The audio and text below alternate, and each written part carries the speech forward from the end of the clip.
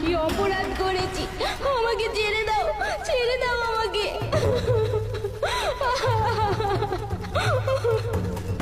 কি অপরাধ? মেয়ে সন্তান জন্ম দিয়েছিস যে তুই, এইটাই তোর অপরাধ। এই পুড়িয়ে মারো ওকে, ওর বাঁচার কোনো অধিকার যে নেই। মেরে ফেলো ওকে, মেরে ফেলো, মেরে ফেলো, মেরে ফেলো। মেরে ফেলো। আমার মাকে মেরো না, আমার মাকে মেরো না, ছেড়ে দাও তোমরা। আমি হাত জোর করছি, আমি হাত জোর করে বলছি, আমার মাকে ছেড়ে দাও। ইয়া!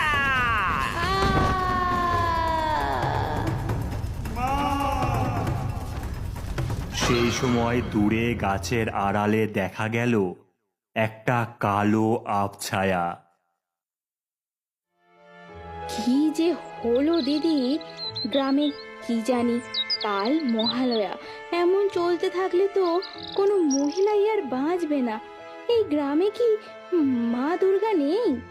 শুধু কি মহিলা, ছোট্ট বাচ্চা মেয়েগুলোকেও তো সবাই মিলে মারছে। আমাদের সময়টা যে কবে আসবে সেই অপেক্ষায় দিন গুনছি শুধু। এমন সময় জলের নিচ থেকে উঠল এক পিশাচ। কি ভয়ঙ্কর তার রূপ! এ যেন নরকের রাজা।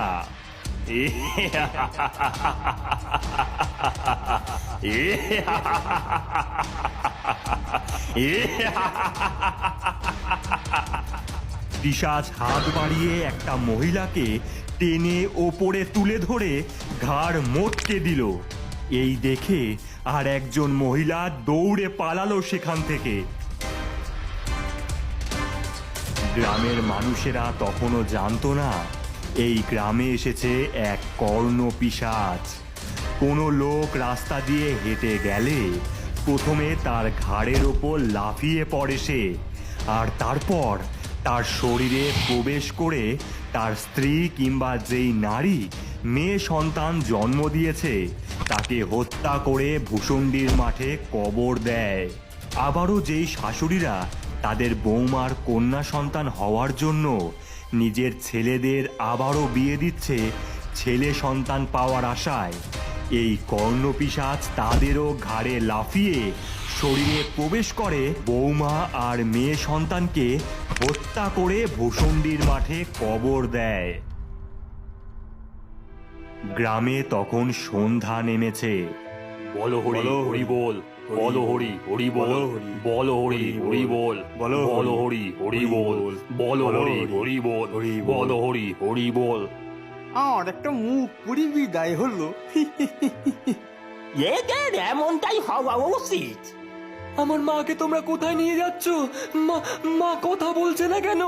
মা, মা, মা।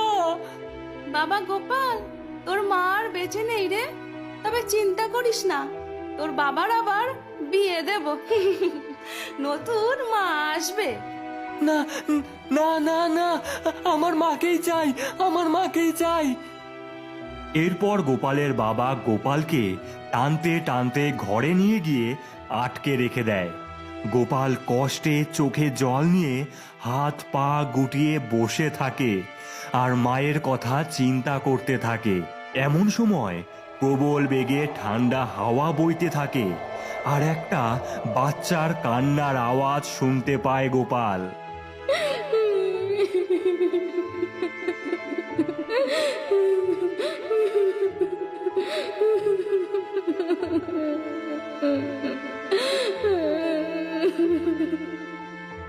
এই যে আমার বোনের ডাক, কিন্তু কিন্তু বোন ডাকবে কিভাবে? বোনকে তো ওরা...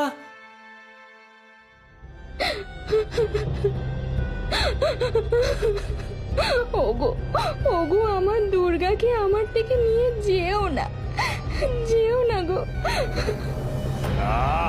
জেদ করো না তো। এই মেয়ে যদি বেঁচে থাকে এ পুরো আমাদের গ্রামের জন্য অমঙ্গল হয়ে দাঁড়াবে। মা, ও মা, তুমি তো একজন মা। সন্তান হারানো যে কি ব্যথা তুমি অন্তত বোঝো। চুপ কর মুখ পুরি, অতই যখন দরদ, ছেলে জন্ম দিতে পারিসনি? এরপর তারা গিয়ে দুর্গাকে মাটিতে গর্ত খুঁড়ে তার মধ্যে ফেলে দেয়, তারপর মাটি চাপা দিয়ে দেয়। গোপাল তার মায়ের মুখ দিয়েই এই ঘটনা শুনেছিল। এই কথা মনে পড়ায় গোপালের চোখ থেকে জল গড়াতে লাগলো। কিন্তু কিন্তু হঠাৎই একটা আওয়াজ শুনতে পায় গোপাল। গোপাল, গোপাল, আয় বাবা, আমার কাছে আয়, গল্প শুনবি না? আয় গোপাল, আমার কাছে আয়। এ তো আমার মায়ের গলা। মা, মা, মা, তুমি এসেছো মা? মা। এরপর গোপাল সেই আওয়াজ অনুসরণ করে ছুটতে থাকলো। সামনে সাদা শাড়ি পরা তার মা হাওয়ায় ভেসে যাচ্ছে, আর পেছনে গোপাল মা বলে চিৎকার করছে। মা। এরপর ভূষুণ্ডির মাঠে দাঁড়িয়ে গোপাল, তার মা আর বোন দুর্গা হাওয়ায় ভাসছে।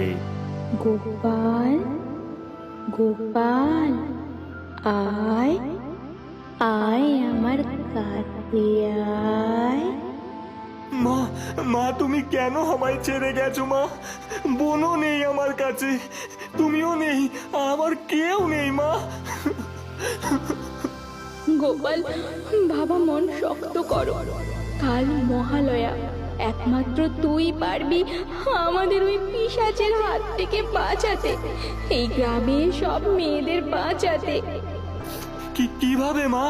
এই গ্রামের একেবারে শেষের দিকের জঙ্গলে যে দুর্গা মন্দির রয়েছে, সেই মন্দির বহু বছর ধরে বন্ধ, কোনো পূজা দেয়া হয় না মাকে, আর সেই পূজা এই গ্রামের কোনো ছেলেকেই করতে হবে। তুই